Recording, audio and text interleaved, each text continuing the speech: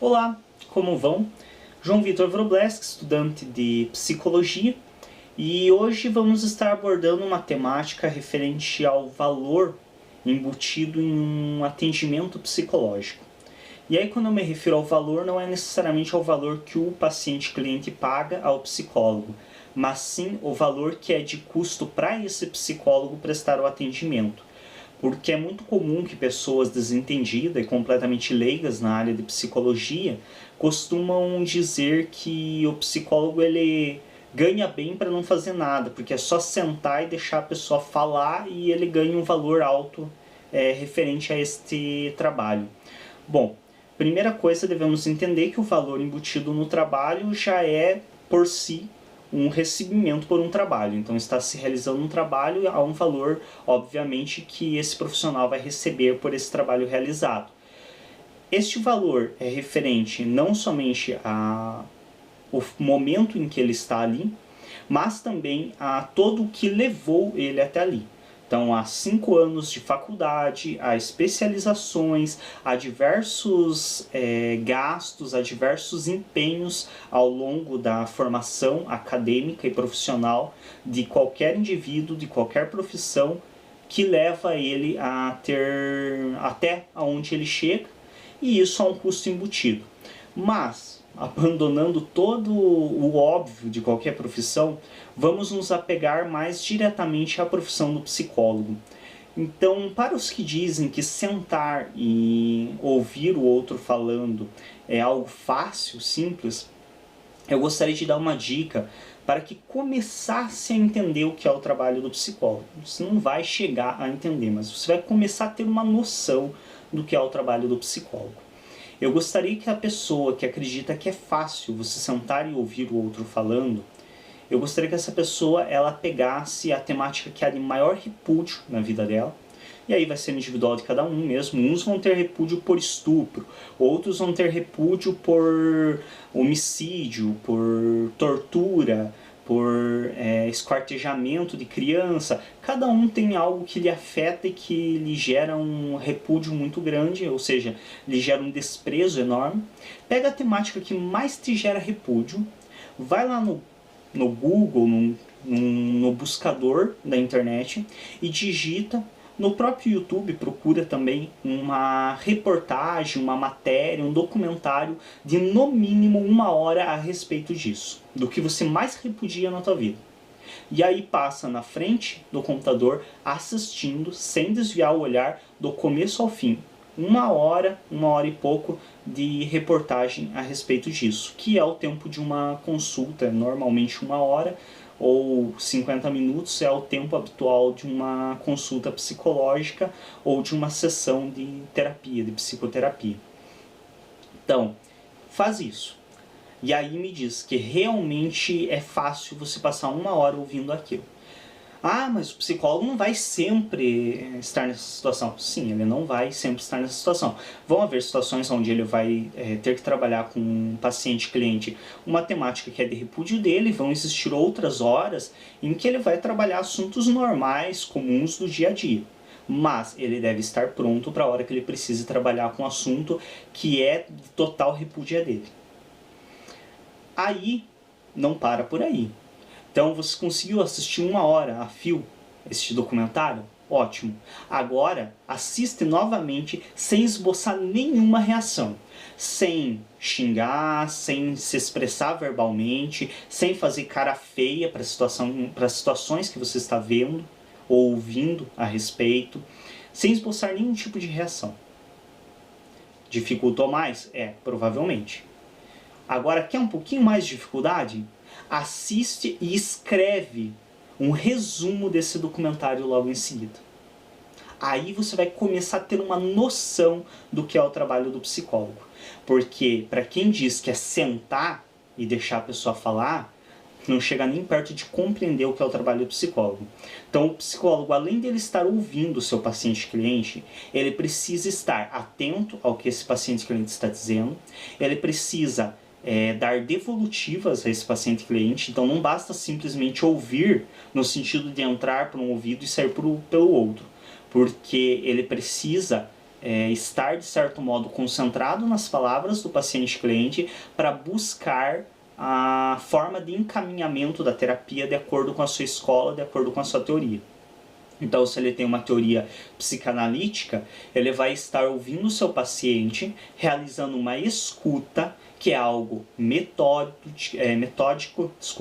algo sistematizado, não é algo aleatório, assim, simplesmente eu vou sentar e ouvir, não. Como eu já tenho um outro vídeo, quem quiser acessa o canal e assistir o outro vídeo que fala sobre o que é o trabalho do psicólogo, lá eu explico que psicólogo não é conselheiro, psicólogo... Lá eu deixo bem claro qual é a função do psicólogo, então assistam aquele que é bem importante para complementar esse.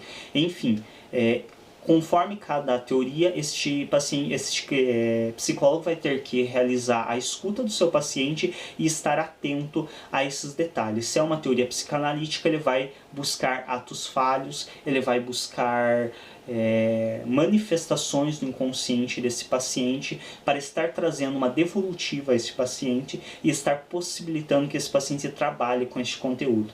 Se é uma teoria cognitiva, ele vai estar realizando os questionamentos socráticos, que é mais característico da terapia cognitiva. Também tem um vídeo a respeito da terapia cognitiva no canal. Se é uma terapia comportamental, vai estar se realizando dentro dos padrões da comportamental, que eu não tenho o adequado conhecimento para estar falando muito a respeito. Se é a partir de uma abordagem existencialista, também esse psicólogo ele vai estar atento à escuta deste paciente e cliente para estar questionando, devolvendo, explicando certas coisas para esse paciente e cliente, explicando quais são as alternativas dele, o que levou, talvez, questionando ele, o que levou ele até onde ele está hoje. Então, cada escola, cada teoria vai ter sua metodologia, mas indiferente ao seu método, todas elas terão que realizar a escuta, que não é simplesmente você ouvir, é você ouvir de maneira sistematizada e com um objetivo e buscando características específicas no discurso do teu paciente-cliente. Então, para quem acha que isso é fácil, faz o exercício que eu me referi anterior e vai começar a ter uma noção de que o trabalho de psicólogo não é tão fácil assim quanto muitos querem fazer parecer. Não somente pela formação, que é uma formação longa e bem trabalhosa, é necessário uma dedicação muito grande, como também pela própria realização do trabalho, que é necessário uma dedicação muito grande, é necessário uma anulação por parte do psicólogo. E é daí que vem o maior custo para o psicólogo. Então, qual que é o maior custo para o psicólogo no atendimento? Ele tem que se anular como indivíduo. E acreditem, isso não é fácil. Então alguns profissionais da área, alguns professores meus até brincam que é você fazer cara de paisagem. Devemos lembrar que não basta a cara de paisagem, porque não é simplesmente não é só a questão de você permanecer frio e praticamente sem esboçar muita reação diante de relatos que muitas vezes são de repúdio. É necessário entender que, para além disso, é necessário que você esteja realizando uma escuta sistematizada e que você esteja atento ao discurso do teu paciente cliente. Então, não basta apenas você não esboçar reação, é necessário você ainda realizar um trabalho bem feito. Porque um psicólogo que não realiza o trabalho bem feito está sendo tão, no caso, desprezível quanto o que ele despreza no seu paciente-cliente. Porque ele está simplesmente deixando passar a oportunidade de talvez aquele sujeito trabalhar com o que ele está trazendo e deixar de ter uma atitude que lhe incomoda. Enfim, isso é para dar uma noção básica do que é o trabalho do psicólogo. Como esse vídeo está curto, creio que ainda seja interessante aqui acrescentar uma pequena diferença entre consulta psicológica e terapia, psicoterapia. Então, o que acontece? A consulta psicológica, ela é uma situação onde o psicólogo realiza uma entrevista com o seu paciente-cliente ou com o seu futuro paciente-cliente, para saber justamente referente às coisas anteriores. Por exemplo, ter uma noção sobre o que esse indivíduo vai trabalhar, o que ele quer trabalhar dentro da terapia, porque muitas vezes isso não é de tolerância do psicólogo. Então, quando um psicólogo não tem capacidade de trabalhar, digamos, o meu paciente, cliente, ele está me trazendo uma situação, por exemplo, de violência infantil. Eu sei que isso me afeta muito, eu sei que eu não vou ter condições de dar um encaminhamento adequado a essa terapia. O que eu faço? Eu vou encaminhar esse indivíduo para um outro profissional que seja mais específico dessa área e que tenha condições de estar dando o tratamento adequado a ele. Isso geralmente pela maioria dos profissionais nem é cobrado, que é essa entrevista inicial, essa consulta. Então isso pode ser caracterizado como uma consulta mesmo. Agora, a partir do momento que um psicólogo aceita esse paciente e inicia o trabalho de terapia, aí ele está fazendo sessões terapêuticas, ou no caso da psicologia, se ele é formado mesmo em área de psicologia, ele está realizando sessões psicoterapêuticas. Então não é mais uma consulta com o psicólogo, é realmente a realização de uma terapia, de uma psicoterapia em conjunto com esse psicólogo. É só mesmo para dar uma noção da diferença entre uma e outra. E aí existem outros trabalhos que o psicólogo desenvolve, mas que não cabem ao vídeo. Mesmo só porque isso tem uma correlação também com a questão da tolerância do indivíduo ao discurso desse paciente-cliente. Então, se é algo que vai me afetar muito como profissional na área, eu sei que eu não vou realizar o trabalho bem feito, eu já encaminho esse paciente-cliente e eu nem chego a dar início à terapia dele. E isso é muito importante, porque como eu disse anteriormente, não é válido um psicólogo realizar um atendimento se ele não vai dar um encaminhamento profissional adequado à situação. Então todos temos nossa tolerância, não é também exigido de um profissional da área de psicologia que ele seja simplesmente insensível a tudo.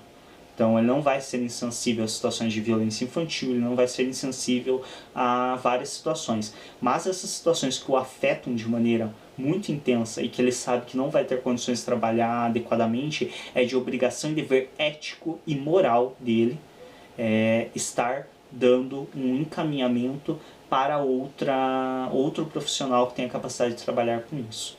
Espero que esse vídeo tenha esclarecido um pouco do porquê do valor financeiro embutido em uma consulta psicológica. Muita gente diz, eu vou pagar tudo isso só para o psicólogo me ouvir. Tem muito mais coisa embutida aí no além dele ele ouvir. Então, para o pessoal ter uma noção mesmo, assista um outro vídeo que fala sobre o trabalho do psicólogo, também é importante. Acessem o canal, se inscrevam, cliquem em gostei para nos ajudar a destacar o vídeo. Ajudem a divulgar também para quem vocês acreditem que seja do interesse esse material. O canal está aí com mais de 80 vídeos, com vários assuntos, várias temáticas. Aproveite, usem, explorem, é gratuito, é conhecimento para quem quer obtê-lo. Obrigado a todos pela atenção e até um próximo vídeo.